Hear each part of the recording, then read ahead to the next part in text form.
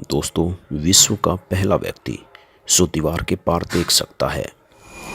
हमारी टीम दीवार के पार देखने वाले व्यक्ति की पड़ताल के लिए निकलती है। हमारी टीम पहुंचती है भागलपुर, बिहार में। एक ऐसा व्यक्ति जो दीवार के पार देख सकता है। बड़ी विचित्र बात है, यकीन नहीं हो रहा। इसके लिए हमने कुछ ग्रामीणों से भी बात की। ग्रामीणों ने बताया कि ये सच है। इस सच्चाई को जानने के लिए हमारी टीम उस शख्स का इंटरव्यू लेने की कोशिश करती है। आखिरकार वो व्यक्ति इंटरव्यू के लिए तैयार हो जाता है। तो आइए जानते हैं क्या है सच्चाई।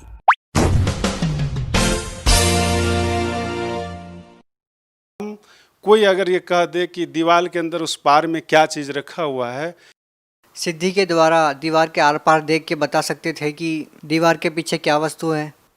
हाँ बता सकते थे। तो हम देश को देखकर हमें महसूस हुआ कि हम सूक्ष्म देश है। तो उन चीज़ों को देख के फिर हम बहुत साधु संत से जाके ज्ञान चर्चा करने लगे। तो ज्ञान चर्चा करने लगे तो साधु संत जो है बोलते थे, उनसे हम पूछे कि ये सूक्ष्म क्या चीज़ होता है। तो उन्होंने जब हमसे बोलने लगे तो हम उनसे बोले कि आप तो बताते सही है, लेकिन बताइए कि आप कभी सूक्ष्म उस 10वां द्वार में कभी प्रवेश किए हैं कि नहीं किए। तो वो साधु संत बोलने लगे कि हम कभी नहीं गए हैं, लेकिन हम किताबें पढ़कर हम बोलते हैं। तो उन सब चीज़ों को देख के हमें ऐसा लग रहा था कि क्या ये साधु संत केवल बोलने का होता है, क्या करने की चीज़ नहीं है इनको। तो उन सब चीज़ों को देख तो हम गंगा नदी के किनारे जो रह रहे थे, पहले इन सब साधनों को जब हम देखे तो हमारे जो पहले लाल वस्त्र हम पहने हुए थे, हमारे दाढ़ी जो थे इतने बड़े बड़े थे, और हम बहुत साधु संत से ज्ञान चर्चा किए। लेकिन ये जो सूक्ष्म की बात है, जो हमने सफ़र किया, ये सब बहुत बताने में जो है वो सफल रहे। तो संत रामपाल जी महाराज से जो कोई दीक्षा प्राप्त किए थे उस गांव में, तो उनसे हमारे संपर्क हुए। उनसे जब हमारे संपर्क हुए तो उन्होंने ज्ञान गंगा पुस्तक हमें पढ़ने के लिए दिए। जब ज्ञान गंगा पुस्तक जब हम पढ़े तो देखे कि उसमें ब्रह्मांड का जो नक्शा बना हुआ था, वो नक्शा देखकर हम उस किताब को अपने सीने से लगा लिए कि हे भगवान, हे मालिक, ये जो नक्शा जो देख रहे हैं इसमें, इस नक्शे में जहाँ हम यात्रा किए थे सूक्ष्म में, वो नक्शा देखकर हम बहुत खुशी हो गए। और उस नक्शे को देखकर हम मन में विचार किए कि नक्शा बनाने वाले कोई संत ही होंगे। तो फिर उनसे हम पूछे कि हम उनसे कैसे मिलेंगे, हमें क्या विधि है उनसे मिलने की। सर, जो भक्ति साधना आप कर रहे थे, उस भक्ति साधना को करने के बाद आप अलौकिक नज़ारे देखते थे, उसके बाद भी आपने संत रामपाल जी महाराज को अपना गुरु क्यों बनाया? संत रामपाल जी महाराज को गुरु इसलिए बनाए कि संत रामपाल जी महाराज जी जो भी भक्ति बताते हैं, सतलोक की भक्ति बताते हैं, और जो ब्रह्मांड का जो चित्र बना हुआ है, उस चित्र को देखकर जो है हम लोग की बहुत खुशी हुई। फिर हम संत रामपाल जी महाराज की शरण में जब हम गए तो वहाँ पर जो है पहले बोले कि आप पहले दीक्षा लेना होगा, तब फिर संत रामपाल जी महाराज जी के आपको मिलने का समय दिया जाएगा। तो जो हम वहाँ पर जब लाइन में जब पहुँचे वहाँ पे, तो गुरुजी जब सबके सिर पर हाथ रख आशीर्वाद देते थे, तो जिस समय हमारे सिर पर हाथ रखे उसी समय हमें संत रामपाल जी महाराज जी पहचान में आ गए कि ये है कौन। इस समाज के नज़र में जो लोग इनको कहते हैं, तो जैसे सोना को सोनार ही पहचान सकता है, लेकिन सोना को चमार नहीं पहचान सकता है। तो उन चीज़ों को देख के हमें तब फिर गुरुजी हमसे पूछे कि जो हमने सूक्ष्म में जाकर अपना अनुभव किए थे, साधना किए थे, जो शरीर को समाधि लगा देते थे, उन सब चीज़ों को जब बोलने लगे, पूछने लगे, तो हम जो बोल रहे थे तो गुरुजी हंस रहे थे कि बेटा, ये तुम्हारे जो है ये पिछले जन्म का सब कुछ किया हुआ था, इस समय तुमने कुछ नहीं किया था। जो तुम्हें संकेत दे दिया वो भी वहाँ तक की साधना नहीं कर पाया है, लेकिन तुम्हें बता दिया है, ठीक है। लेकिन हमारे नियम और मर्यादा में रहना और अपना भक्ति करना। तो जो हमारा लाल कपड़ा पहना हुआ था, दाढ़ी था, तो इन सब चीज़ों के भी बात रखे कि हमारे लाल कपड़े हैं, दाढ़ी हैं। तो गुरुजी बोले कि बेटा, हमें तुम्हारे कपड़े से और दाढ़ी से लेना देना नहीं है, हमें उस सतलुक जो है, सतलुक की भक्ति हम करवा के और सतलोक हम तुम्हें ले जाएंगे। सर, संत रामपाल जी महाराज के शरण में आने से पहले आप भगवा कपड़े पहनते थे, बड़ी बड़ी दाढ़ी आप रखते थे। उसके बाद जब आप संत रामपाल जी महाराज के शरण में आ गए तो सर आज आप साधारण वेशभूषा में हैं। सर ऐसा क्यों? देखिए, हमको इसलिए ऐसा लग रहा है कि साधु बनना जैसे कि किसी का दान कर लेना पैसा, चंदे का पैसा लेकर खाना, ये जीवन बिताना, ये हमें ये चीज़ों को जानकारी नहीं था। लेकिन हम साधु सन्यासी बनकर सिद्धि तो प्राप्त कर लिए, लेकिन परमात्मा तक हम नहीं पहुंच पाए और परमात्मा तक हम नहीं पहुंच। तो वो साधु सन्यासी का जीवन हम जब ज्ञान हमें मालूम हुआ तो हम सोचे कि जब दूसरे का अनाज, दूसरे का पैसा लेगा, दूसरे का ये सब काम करे, तो जो हमारी भक्ति पुण्य है सब उन्हीं के पास चले जाएंगे, फिर हमारे पास बचेंगे कैसे? तो वो जब वो कोई सेवा कर रहे हैं तो वो तो हमारे कर्ज हो जाएंगे। तो जब कर्ज हो जाएंगे तो फिर उसका कर्ज चुकाने के लिए हमें जन्म लेना पड़ेगा, फिर हमारे मोक्ष कहाँ से होगा? सर जैसा कि आपने सिद्धियों की बात की, सर यदि आपसे जानना चाहेंगे तो आपके पास क्या सिद्धियाँ थी? हमारे पास सिद्धि ऐसा था कि हम कोई अगर ये कह दे कि दीवार के अंदर उस पार में क्या चीज़ रखा हुआ है, तो उस चीज़ों को हम एक नज़र से देखते देखते उस दीवार के उस पार को हम चीज़ को देखने लग जाते कि उस पार में क्या रखा हुआ है। सर देखिए, ये आश्चर्यजनक बात है, विश्वास नहीं होता कि ऐसा भी हो सकता है। सर क्या ये वास्तव में सच है कि आप सिद्धि के द्वारा दीवार के आर पार देख के बता सकते थे कि दीवार के पीछे क्या वस्तु है? हाँ, बता सकते थे। अब किसी को अगर किसी प्रकार की शंका हो तो वो हमसे मोबाइल नंबर ले और हमसे आके मिले, हमसे बातचीत करे, हम बातचीत करने के लिए हमेशा तैयार है। सर देखिए, बड़ी आश्चर्यजनक बात यह है कि जहाँ लोग सिद्धियों को मानते हैं, उसकी पूजा करते हैं, वहीं दूसरी ओर आपके पास सिद्धि होते हुए भी आपने संत रामपाल जी महाराज से नाम दीक्षा ली। ये कितनी विचित्र बात है कि एक तरफ जिस संत से नाम दीक्षा ली उस संत को लोग पहचानने में अभी देरी कर रहे हैं और दूसरी तरफ आप हैं। ऐसे संतों को लोग ज़्यादा तवज्जो देते हैं, ये सोचते हैं कि सिद्धि ही परमात्मा है, लेकिन आप कह रहे हैं कि सिद्धियाँ ही परमात्मा नहीं है, परमात्मा पाना कुछ और चीज़ है। देखिए, अगर पूर्ण संत से अगर उनको ज्ञान और भक्ति मिल जाए तो कहते पूर्ण संत से मिलेंगे तो उनका पूर्ण मोक्ष हो जाएंगे। लेकिन कोई भी अगर आज सिद्धि के बल पर, जैसे सिद्धि क्या चीज़ है कि सिद्धि एक अहंकार का चीज़ बन जाता है, जैसे अभिमान का चीज़ बनता है। जैसे किसी को कोई पोस्ट मिल जाता है, वो पोस्ट का अहंकार हो जाता है।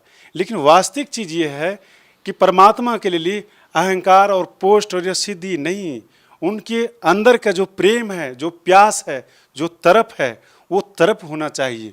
अगर वो तरफ नहीं है तो समझ लीजिए उसके पास कुछ भी नहीं है। सर आप उन लोगों के लिए अपने आप में एक बहुत बड़ा जवाब हैं जो लोग ये कहते हैं कि संत रामपाल जी महाराज कोई चमत्कार करके दिखाए। जब चमत्कार करने वाले ही संत रामपाल जी महाराज किसी से बनने लग जाएंगे तो फिर लोगों के पास सवाल क्या रहेंगे? क्योंकि लोग कहते हैं कि चमत्कार को नमस्कार, लेकिन आप कह रहे हैं कि पूर्ण संत को नमस्कार। सर इस बारे में आप क्या कहना चाहेंगे? देखिए, चमत्कार से क्या होता है कि चमत्कार से तो मोक्ष नहीं होता है, लेकिन ये है कि जैसे मान लिया जाए कि हमको परमात्मा चाहिए तो परमात्मा के लिए जो है वो तरफ होना चाहिए। ये सिद्धि, ये चमत्कार, ये जो कुछ भी है, ये भक्ति मार्ग में जो है एक बाधक होता है। इस बाधक में उलझ जाता है, उलझने के बाद जो है वो जो भक्ति जो है उसका सफल नहीं हो पाता है। सर जैसा कि लोग संतों के पास इसलिए जाते हैं कि उनको शारीरिक लाभ मिले, मानसिक लाभ मिले या आध्यात्मिक लाभ मिले, आपने संत रामपाल जी महाराज जी को गुरु क्यों बनाया? संत रामपाल जी महाराज को हम गुरु इसलिए बनाए कि हम बहुत साधु संतों के पास भटक भटक के अपना जीवन हमने बहुत खो चुका। जो कि आज हमसे बहुत सीनियर, बहुत साधु, जो कि 500 के ग्रुप में रहने वाले हम साधु थे, जो कि वो उस ग्रुप के लोगों ने कहते थे कि जो हमारे जो सिद्धि शक्ति है वो 500 के ग्रुप में नहीं थे, वो 500 ने ही हम ही को सर्वश्रेष्ठ मानते थे। लेकिन वो 500 ने ये आज भी समझ रहे हैं कि ये आखिर संत रामपाल जी के शरण में क्यों गए। ये हमसे पूछा गया तो हम उनको बताए। बात ये ऐसा है कि हम संत रामपाल जी महाराज के शरण में इसलिए गए हैं कि जो संत रामपाल जी महाराज जो भक्ति बताते हैं, जो साधना बताते हैं, जो नियम बताते हैं, वो है बहुत संतों के पास में नहीं है। बहुत संतों के पास नहीं है जो संत रामपाल जी महाराज। और संत रामपाल जी महाराज को जो आज कोई भी इनको साधारण मानते हैं, ये साधारण नहीं है, यह समझ लीजिए कि पूर्ण परमात्मा है। क्योंकि परमात्मा को वही पहचान सकता है जिनका आत्मा परमात्मा के लिए तरफ होता है, और जिनकी आत्मा में तरफ नहीं है वो परमात्मा को नहीं पहचान सकता। सर कितनी विचित्र बात है ना कि आपके पास सिद्धियां होते हुए भी उन सिद्धियों का इस्तेमाल न करके आप संत रामपाल जी महाराज की शरण में गए। सर लाखों में एक दो ही ऐसे लोग होते हैं जिनके पास सिद्धियां होती है, जो चमत्कार कर सकते हैं, उसके बावजूद वो अपनी सिद्धियों का इस्तेमाल न करके, चमत्कार न करके, केवल भक्ति प्राप्त करने के लिए, भगवान प्राप्त करने के लिए संतों की शरण में जाते हैं, जैसा कि आप गए और आपने संत रामपाल जी महाराज को अपना गुरु बना लिया। यदि आप जिस तरह से आप बहुत ही साधारण वेशभूषा में हैं, आपको देखकर बिल्कुल ऐसा नहीं लगता कि आप चमत्कार करते होंगे, कोई आपके पास रिद्धि सिद्धि रही होंगी। यदि आप इस टाइम पे यदि भगवा कपड़ा पहन लेते हैं, लंबी दाढ़ी बढ़ा लेते हैं और चमत्कार करने लग जाते हैं, रिद्धि सिद्धियों का प्रयोग करने लग जाते हैं, तो आज आप हिंदुस्तान में लाखों लोगों का प्रतिनिधित्व कर सकते हैं। लेकिन एक बहुत बड़ी बात है कि आपने मान बढ़ाई को त्याग कर संत रामपाल जी महाराज को अपना गुरु बनाया। सर बहुत सारे ऐसे लोग होंगे, बहुत सारे संत ऐसे हैं जो आज भी चमत्कार करते हैं और लाखों की संख्या में उनके अनुयायी है। आप उन लोगों को क्या कहना चाहेंगे? देखिए, हम उन सबों को ये कहना चाहते हैं कि जितने भी साधु संत के वेशभूषा में बनकर जो वक्ता बने हुए प्रवचन करते हैं, दुनिया के लोग उनको मानते हैं और उनकी बात पर चलते हैं, लेकिन हम ये कहना चाहते हैं कि आखिर पूर्ण संत का पहचान क्या है। पूर्ण संत का पहचान तो जान लेना चाहिए। तो जितने भी साधु संत बने, तो ये अपनी जो है मान बड़ाई जो है ये छोड़ना नहीं चाहता है। ये जीवन में सबसे बड़ा दुश्मन हो जाता है मान बड़ाई। मान बड़ाई ही आपका सब खतरनाक होता है। तो ये जितने भी साधु संत बने हुए हैं, तो ये इन्होंने अपने संख्या बढ़ाकर जो है, अपनी पदवी बनाकर जो है, हम लोग के समाज में जो है गुमड़ा बनाकर बैठे हुए हैं। सर आज आपने संत रामपाल जी महाराज से नाम दीक्षा ले रखी है, सर क्या आज भी आपके अंदर वो सिद्धियां हैं? सर क्या आज आप दीवार के पार कोई वस्तु रखी है उसको बता सकते हैं? नहीं, संत रामपाल जी महाराज जी की शरण में जब से हम दीक्षा प्राप्त किए हैं, तो गुरु जी हमारे सिर पर हाथ रखकर इस पे बैंड लगा दिए कि बेटा जो तुमने पहले जितने भी सिद्धि जो भी कुछ किया है, सो किया से आज के बाद ये नहीं करना है। तो हमने हाथ जोड़कर गुरु जी से प्रार्थना की कि गुरु जी आज के बाद हम कोई सिद्धि का प्रयोग नहीं करेंगे। गुरु जी वचन दिए कि बेटा अगर तुम कोई भी सिद्धि का प्रयोग करोगे तो तुम सतलोक नहीं जा पाओगे। इसलिए हम वचन दे गुरु जी अब कभी भी हम कोई सिद्धि का प्रयोग नहीं करेंगे, क्योंकि सिद्धि का प्रयोग करने से उनका पुण्य छीन होता है। सर आप भगत समाज को क्या संदेश देना चाहेंगे?